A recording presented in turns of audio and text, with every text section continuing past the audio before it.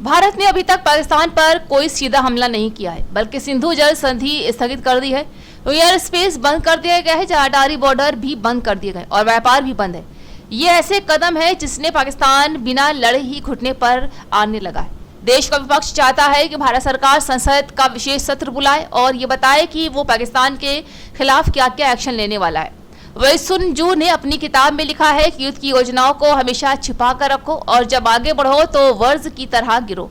भारतीय सेना भी अपनी रणनीति योजनाओं के बारे में किसी को नहीं बताना चाहती है। जहां प्रधानमंत्री नरेंद्र मोदी ने भी सेना को खुली छूट देते हुए कहा है कि हमले का समय, निशाना और तारीख ये सब कुछ सेना तय करेगी। वो दिन आएगा जब 140 करोड़ भारतीयों को विजय का एहसास होगा।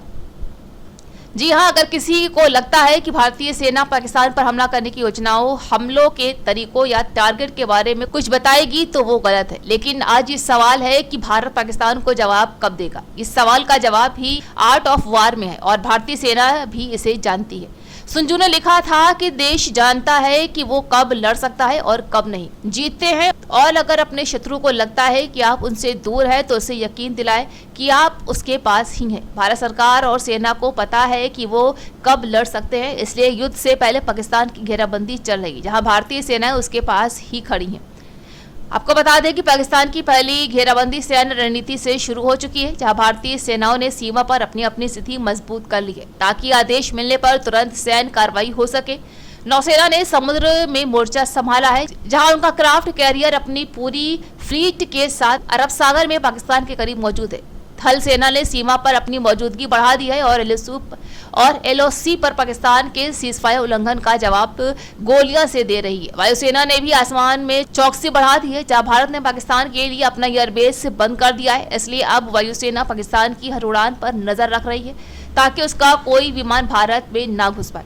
पाकिस्तान की दूसरी घेराबंदी कूटनीतिक रूप से हो रही है ताकि पाकिस्तान को पूरी दुनिया से अलग थलग किया जा सके और कोई उसकी मदद ना करे। पहलगाम हमले के बाद भारत ने दुनिया के हर देश को आतंकी हमले में पाकिस्तान के शामिल होने के सबूत दिखाए थे, जहां भारत सरकार ने एक डोजियर भी तैयार किया है जिसमें आतंकवादी घटनाओं में पाकिस्तान के शामिल होने के बारे में बताया गया है। भारतीय विदेश मंत्री एस जयशंकर लगातार दूसरे देशों के विदेश मंत्रियों से मुलाकात करके पाकिस्तान के खिलाफ मोर्चाबंदी में जुटे हुए हैं और अब यूएनएससी में भी पाकिस्तान के खिलाफ मोर्चा तैयार हो रहा है। भारत ने सबसे पहले पाकिस्तान पर आर्थिक स्ट्राइक की थी, फिर उसके बाद भारत ने उस पर कूटनीतिक स्ट्राइक कर दी और अब समय है कि सेना के स्ट्राइक का संकेत तो यही मिल रहे हैं कि युद्ध के शतरंज पर बिसातें बिछ चुकी हैं, बस चाल चलना की देरी है। जंग में हमले से पहले की तैयारियां बहुत महत्वपूर्ण होती हैं। तैयारी जितनी मजबूत होगी, हमला उतना ही खतरनाक होगा।